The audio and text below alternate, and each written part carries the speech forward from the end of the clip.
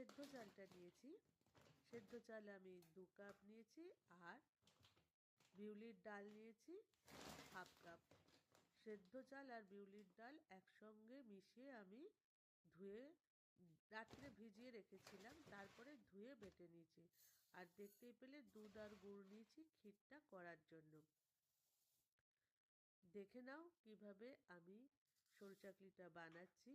এটা কিন্তু আগের দিন রাত্রে ভিজিয়ে অবশ্যই রাখতে হবে, না হলে ভালো বাটা যাবে না। জলটা ভালো করে ফেলে দিয়ে এরপর আমি এটা শিলে বেটে নিয়েছি।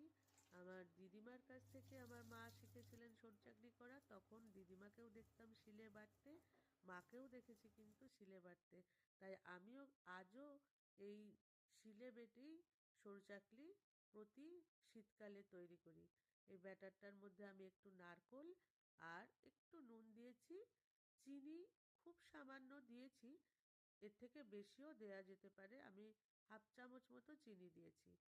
চাটুটা গরম করে নিয়েছি আর ওপরে এভাবে আলু দিয়ে বা বেগুন দিয়ে তেল ব্রাশ করতে দেখেছিলাম দিদিমা মাকে, সেটাই আমি করেছি এখানে। তারপরে ক্ষীরটা আগে থাকতেই তৈরি করে রেখেছিলাম। যখন দুধ অল্প গরম ছিল তখন কিন্তু আমি গুড়টা দিয়েছি, দিয়ে ক্ষীরটা তৈরি করে রেখেছি। এরপরে সরু চাকলিগুলোকে এর মধ্যে দিয়ে আবার একবার ফুটিয়ে নিয়েছি।